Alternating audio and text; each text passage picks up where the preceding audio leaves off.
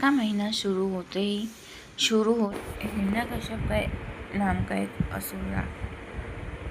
असुर था। उसने कड़ी तपस्या करके ब्रह्मा जी को विष्णु किया। उसने कड़ी तपस्या में सालों तक भूख प्यास और दर्द सहा। उसके बाद ब्रह्मा जी प्रकट हुए और उनसे बोला कि वरदान मांगो। तो उन्होंने वरदान में मांगा कि ना मुझे कोई दिन में मार सके, ना रात में, ना बाहर ना अंदर। तो ब्रह्मा जी ने तथास्तु कहा। यहाँ से शुरू होता है अहंकार का उदय। वरदान मिलते ही हिरण्यकश्यप अपने आप को अजय समझने लगा।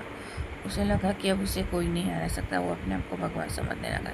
उसके अंदर अहंकार भर गया था और उसने विष्णु जी की पूजा बंद करवा दी, मंदिरें बंद करवा दिए। भक्ति की आवाज़ धीमी हो गई।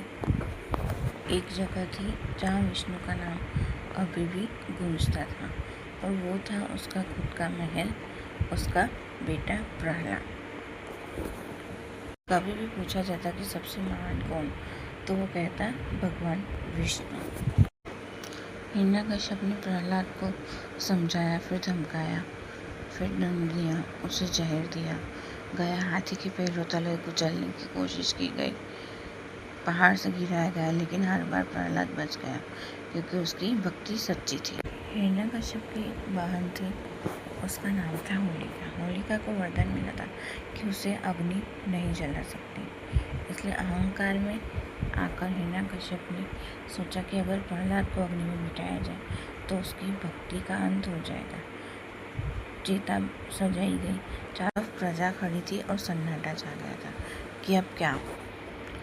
प्रहलाद को होलिका के गोद में बिठाया गया। आग जलाई गई, लेकिन प्रहलाद के होठों पर सिर्फ विष्णु का नाम था, ओम नमो भगवते वासुदेवाय। अग्नि की लौ बढ़ गई, धुआं आसमान तक पहुंचने लगा। लेकिन भक्ति के सामने प्रकृति भी झुक जाती। धीरे धीरे दृश्य बदल गया। होलिका जिसे अपने वरदान पर गर्व था, वो अग्नि में जलने लगी और प्रहलाद आग के बीच में भी सुरक्षित बैठा रहा। उनकी भक्ति ने उन्हें बचा लिया हो गई और सच्चाई की जीत हो गई। इसी घटना की याद में हर साल हम मनाते हैं होलिका दहन। हिरण्यकश्यप ने प्रहलाद को अपने सामने बुलाया और गुस्से में पूछा, तो कहता है तेरा भगवान हर जगह, क्या वो इस खंबे में भी है? प्रहलाद ने शांत स्वर में कहा, जी हाँ, भगवान हर जगह है। ये सुनकर हिरण्यकश्यप का क्रोध में आकर खंबे पर जोर से प्रहार किया। तभी उस खंबे से प्रकट हुए भगवान नरसिंह, आधा मनुष्य आधा सिंह रूप में।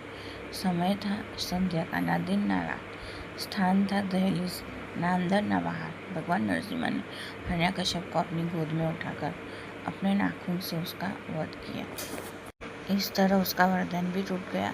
ना अस्त्र से मारा, ना शस्त्र से, ना मनुष्य से, ना पशु से, ना दिन ना रात। अंत हुआ।